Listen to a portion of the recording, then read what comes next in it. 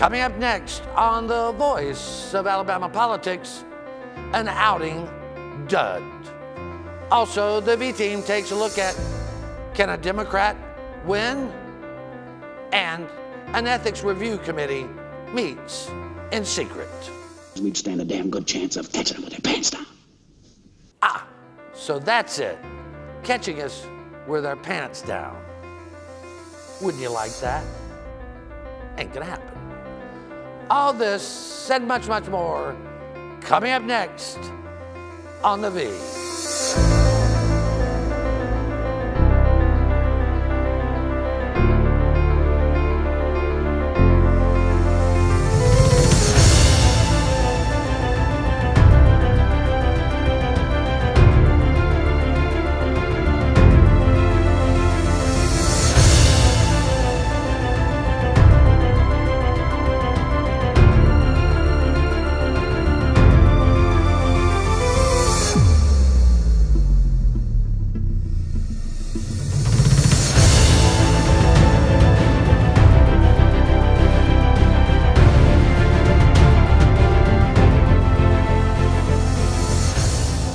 Welcome to The Voice of Alabama Politics, where we tackle the tough issues so you have the hard facts.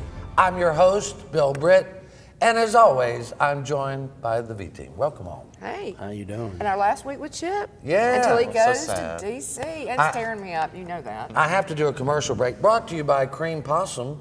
Jack, you like this cream possum? I'm not aware that I've ever had it, Bill. It's pretty good. It's got the garnish with coon fat. That's such a And rustic flavor. sweet potatoes. It's probably better than mountain oysters, but we'd have to ask Coach. Yeah, we have to ask Oysters. Governor Ivey on Oysters. that. Yeah, Chip, head off to D.C. to work for that liberal outlet, public radio, right? Yeah. Yeah. Wow. So Yeah, but excited. it's NPR's, No, we're very all things considered, I mean, that's pretty high. We're very proud of you. Congratulations on the good work you've done here and getting ready to do in D.C. Thanks Come so back much. soon. Yeah. I'll be back soon. Yeah. Don't worry.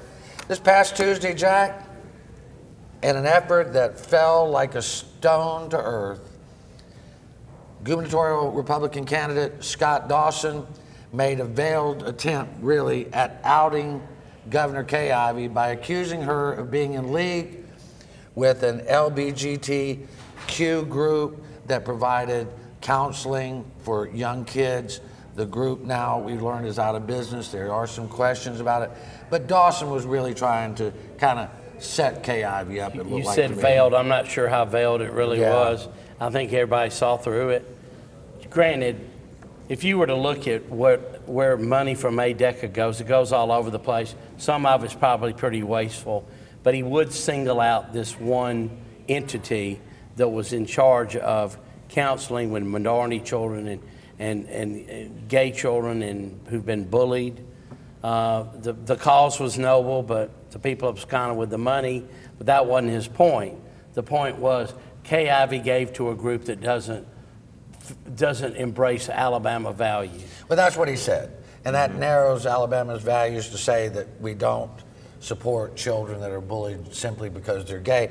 I think one of the big things, Chip, that we saw happen was, I don't think Dawson was absolutely comfortable with it, but he brought it out in hopes that reporters would ask whether he's referring to Kay Ivey being a homosexual, even though she has denied it. It has been a rumor, an unfounded rumor, for decades that Kay Ivey is lesbian. There's no proof of that. She denies that. But he wanted to make that innuendo.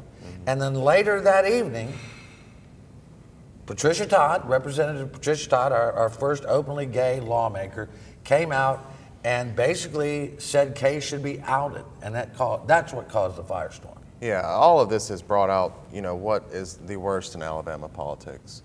At a time when, after the Senate election, after Roy Moore has died down a little bit, we were kind of getting away from demonizing gay people regularly in the media, and now it seems like we're just back in that. It's brought out the worst in Kay Ivey because now she's trying to defend herself and say that she's not, which I might add, there's no proof that she is. And, Pat Todd posted that on Twitter with no proof, which is irresponsible. But, it's brought out this worst part of Alabama politics where we're getting back into the hate and into the demonization. And it's brought that out in Kay Ivey, too, because she's going on television now and saying things about gay people that I don't think she should be saying, and I don't think she would say had she not been put in this position. I mean, Susan, she has said that this accusation is disgusting, which kind of implies that if you're gay or lesbian, you're disgusting. I think this is a campaign, that this is their campaign people not understanding Alabama, real Alabama values. Yeah, and I think to a certain degree this has backfired on Scott Dawson. It probably should, given the mission statement of what was the agency they were working, not agency, but the folks they were working with. And now to use the word disgusting in this kind of arena, it just makes everything worse. Even if it just really does. Even if she was talking about the lie, which I think that's what she was trying to talk about, using that word in relation to what they're talking about was also veiled in, you know, going after gay people, and that's what all this was intended for. There are dozens of other grants that go through ADECA, that go to religious groups, that go to other places that everybody doesn't agree with. These things are funded by the federal government. There's mandates about where they have to go to. This was the only organization that applied for this grant that had to go to, you know, working against violence against LGBTQ teens. So that's the only group that applied for it, but they brought this up as a way to bring gay people back into the conversation and use that as a wedge to go after the base in the Republican Party. Not everybody in the Republican Party, but the base in the Republican Party that doesn't believe that that's... To widen the divide, whether it's between black and white, whether it's between gay and straight, they continue to try to widen divides, and it's just not right. Jack, we got about a minute and a half left. How do you think this helps or hurts Kay Ivey in the polls? I don't think it's going to make much difference, quite frankly. And I'm going to give her the benefit of the doubt on using the word disgusting. I think what you could read into it is that it's disgusting that people are not running on the issues that are important to the state. That's a good that it's point. disgusting that they would resort to a personal matter that they can't even prove. But that also doesn't include the things that she said in the other interviews she's done since then. I mean, she's been pretty adamant. I mean, she's taken shots at I mean, I agree with you. It could be that, but she said other things. Well, it was probably a poor choice of words. I don't disagree with that. And I don't think this came out of her comm shop. Again, I think it came out of the campaign shop. I tell you, Tommy Battle Boy jumped on it and acted like he was the peacemaker, right? Yeah, he was the fair-haired boy. Oh, he made the Capitol Press Corps mad, though. Oh, yeah, called a press conference, got everybody there, came out and talked for a few minutes, gone. What was the lure to get him there? That he was going to comment on the recent gubernatorial action or accusation. Accusations, and he really didn't. I think, you know, Battle probably is the only one that comes out of this smelling like a rose, because he did come out and say, oh, we're better than this as Republicans. True. And the truth is, Susan, Republicans are not better than this. Pandering to the base is stock and trade for Republicans and Democrats. Do it every election cycle, in between election cycle, every time they open their mouth. And that goes the same for the Democrats. I mean, it goes both ways. But, you know, people, let's get to some issues here. Let's talk about what we can actually do to move Alabama forward instead of divide it. And her people are not going to leave her. And the Dawsonians are just going to dig their heels in even deeper. Well, there you go. We're going to have to leave it right there. Brought to you by Cream Possum. It's sweet all the time. You're watching The V, the voice of Alabama politics. We'll be right back with more news and opinion. Jack, you got a can up?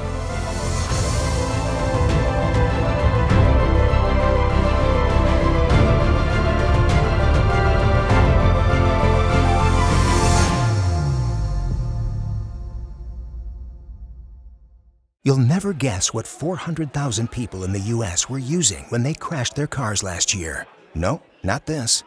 This. Distracted driving will kill you. Drive safe, Alabama. A message from your Alabama Department of Transportation. Autism has touched the lives of so many here in Alabama. It's why State Senator Tom Whatley stood up to the special interests and sponsored the bill requiring insurance plans to provide autism therapy to those in need. Because Tom Whatley knows this therapy can and does change lives. And Whatley was recently recognized by the Autism Society of Alabama for his work helping the autism community. Putting people before politics. Tom Whatley. Rise and shine, Alabama. It's style time. It's dial time, it's dial time, it's time to start the show. With hard work and new ideas, Gerald Dial is on the go. Gerald Dial for agriculture, where it's no better sign to keep Alabama growing. It's dial time.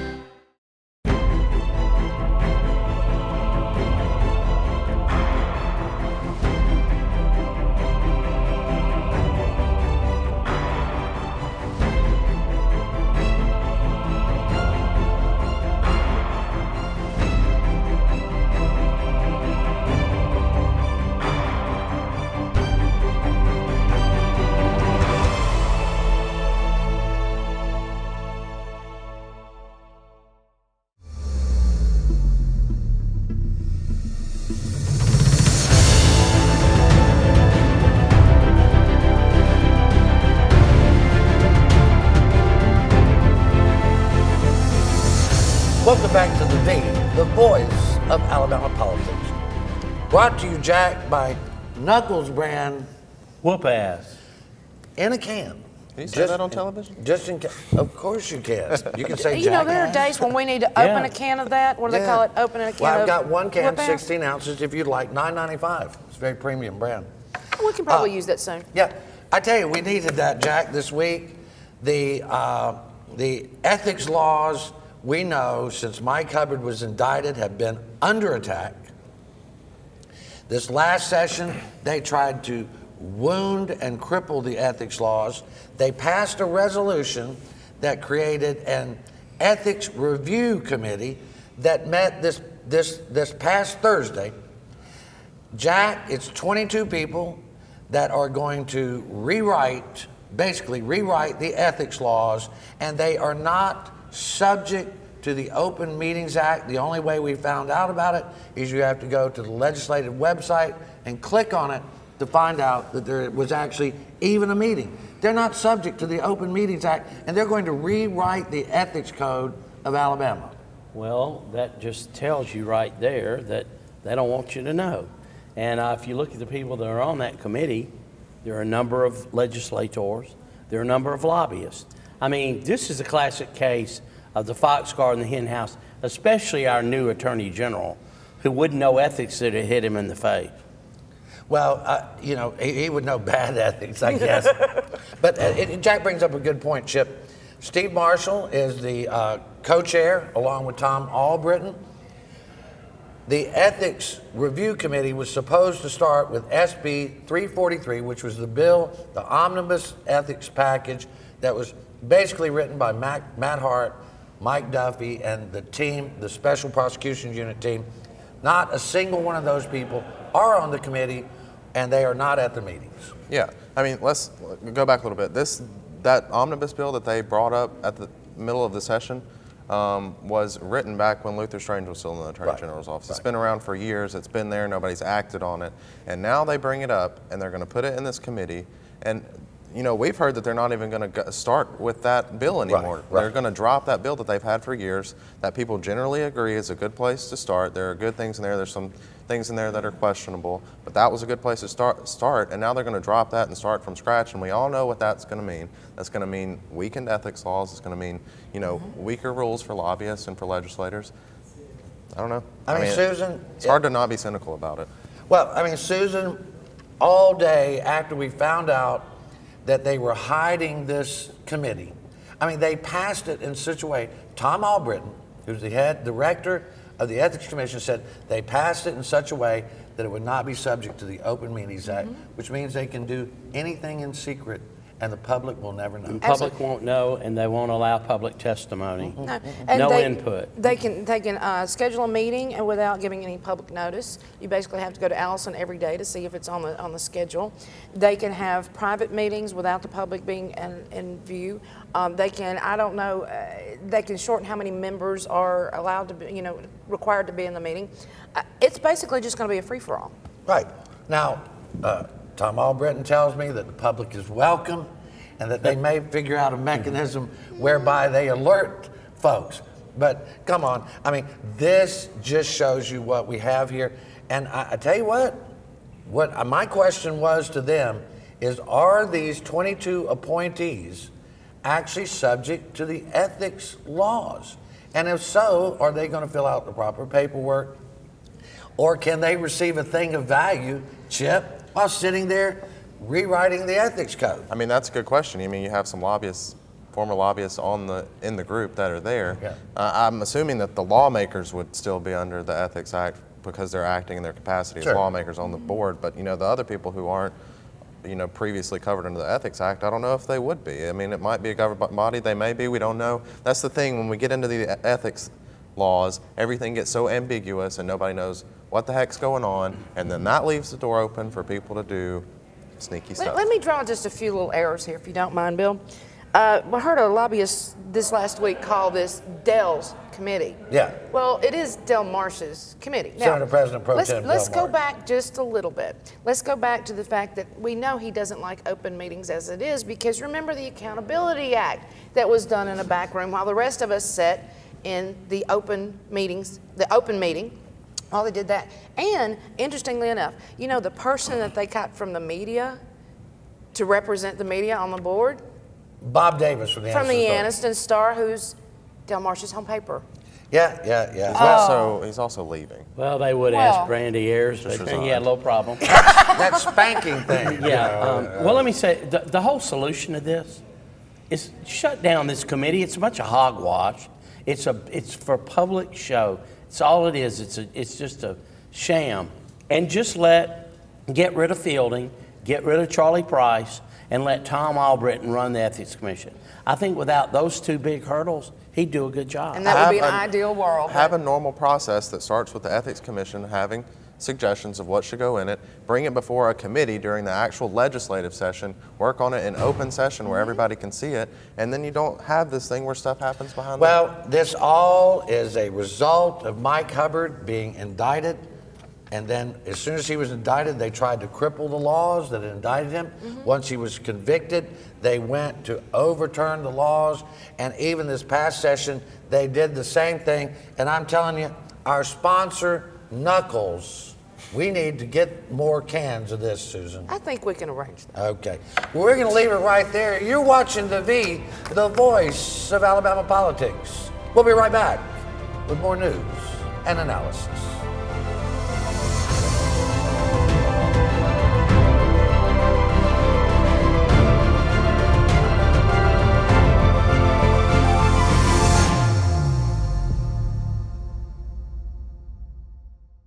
Hey, I'm Rick. And I'm Bubba from the Rick and Bubba Show. And if you know anything about us, you know we like to have fun. However, there's one thing that's no laughing matter. We believe that everyone should be registered to vote, and they should have a qualified government-issued photo ID. In order to have your voice heard and your vote counted, you must be registered to vote and have a photo ID. Join Bubba and me and register to vote, and let's work together to make Alabama all it can be. This field in Alabama doesn't look like much, but thanks to Kay Ivey, 4,000 Alabamians will soon have new jobs here. Kay Ivey's Alabama jobs focus is working. $6 billion in new investment, record job growth, and the lowest unemployment in Alabama history. Whether it's recruiting 4,000 jobs with Toyota Mazda or helping small businesses, creating jobs in Alabama is my job. Alabama is working again. Kay Ivey for governor. The Energy Institute of Alabama promotes reliable, affordable, and clean energy to help grow our economy, create high-paying jobs, and build public support for Alabama's energy industry. Access to clean, affordable energy continues to be an issue of vital importance in the halls of government and around the kitchen tables across our nation. The Energy Institute of Alabama is the best source of energy industry information and how it affects households across the state, from convenient energy production to alternative fuels to solar power and beyond. Two-thirds of drivers who died in car crashes chose to ignore this warning. Seatbelts save lives. Drive safe, Alabama. A message from your Alabama Department of Transportation.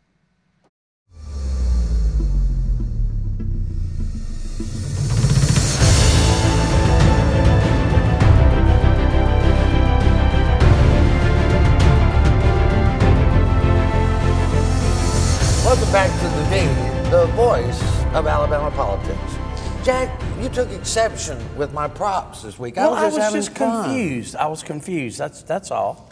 I have been about ready to lose my head over this ethics commission because it's just Not so commission, criminal. but the committee. The committee, that's what I mean. It's almost like a committee, a plot. Oh, it's a total plot. Yeah. I mean, you don't have to be a conspiracy theorist to believe that what Marshall's doing is the biggest joke in the state. This guy is without a doubt the most legally corrupt politician I have He's ever a charlatan. encountered. And he was a Democrat until 2012. He was an Obama man. I know. Now he's all Trumpian. I mean, you can't get more Trump than Marshall. Sometimes you just have to have some props and some fun so you don't get too jaded and cynical, am I right? That's true. Especially at 21. Yes, I've got plenty of. Well, this week, Susan, we did a couple of profiles, which we're doing on the lieutenant governor's races. We're doing on the governor's races. And Will Ainsworth, very positive interview with Josh Boone. But then all of a sudden, he turned some guns on Twinkle Cavanaugh and, started blasting her. And so it's very interesting. He brought up that when she left the Governor Riley's office, she went to work for a law firm that was handling Choctaw money out of Mississippi. And if people believe that the Choctaws are still not involved in Alabama, they are just foolish. The Choctaws are all over trying to suppress gaming in Alabama still. Well, it's that time of the campaign. We're 20 plus days out, or less than 20 days out now from the primary. So you're going to start seeing a lot more negative stuff coming out. I mean, he talked about her being a career politician. He talked about how we need term limits and things like this. So all valid points, but hey, it's the mudslinging time. Yeah, it is. I think we have 3 good candidates running in the Republican primary. I think Will Ainsworth, Twinkle Cavanaugh, of course, and Rusty Glover, from all I know, are good folks, and they're going to take exception to sling mud. But that's just where we are, isn't it, Chip? That's where we're at right now, and the problem for Will and Rusty Glover is that Twinkle is just so far ahead, and she could win based off name ID, I think. I mean, she has such an interesting name. Everybody knows her by Twinkle. She could win off that. Her poll numbers are really good right now. Rusty Glover and Will Ainsworth have to do something to get their names out there. I mean, Will Ainsworth was a first-term politician. People only really know him for the guns and teachers in schools. So that's why they're doing this. I mean, you have to take some shots sometimes to get your name out there. Yeah, I mean, Jack, I wouldn't be surprised if Rusty Glover doesn't come out and blast either Ainsworth or Twinkle. I mean, one of them needs to get into a runoff with Twinkle, right? Yeah, absolutely. And but I don't think you can out Jesus any of them. I'll just say that right now. That's a true fact. I'm telling you. Will's got the ad where he's sitting in a church, which I find very distasteful. But you mean it being used as an ad? Yeah. You don't mean sitting in a church? No, I mean, because you do that. Yeah, back when I did. I mean, it's fine to be a Christian. It's fine to say you're a Christian. But when I saw the ad and he's sitting in a pew and there's stained glass window behind him and he's holding the Bible, and that's the whole theme of his, I don't care what religion you are. Go in there and shake things up. That's why we're going to elect you. Yeah. We're not going to elect you because you read the Bible every day. Good, great, that's good. You're probably a better person for it, but yeah. I don't know. I agree with you. I was talking to one of the most respected evangelicals in the state the other day, and they said, I'm kind of tired of them talking about the Bible, how much they read the Bible and how much they pray. How about acting on the Bible and acting on your prayers, Susan? Well, live it, don't talk it. And seriously, we've got a state in really, really, really bad situations here in multiple different ways. Can we please talk about policy at some point? You're right. What are you going to do if I vote for you? I'm glad you read your Bible. I'm not going to vote for you just because you read your Bible. I want you to go in there and do a job I elect you to do. Let's not forget good old Governor Dr. Bentley, who ran on almost totally his Christian faith, who had no government experience. Well, I've always said, Christian Jack, values worked out well for him, right? Sincerity is no guarantee for truth. Well, the devil reads the Bible. The thing about Bentley, he should have kept us abreast of the whole situation, and he didn't. But, yeah. anyway. Well, I love that too. Yeah, I know you do. Well, we got about a minute and a half left, Jack. The question that I am hearing from Republicans is that they don't like they don't like the choice of Governor Kay Ivey so much that some of them are actually thinking about, if she wins the primary, of voting for Walt Maddox. Can you imagine a Walt Maddox winning in the state of Alabama? I mean, he's a conservative Democrat. Well, they're posturing him as a conservative Democrat. Right.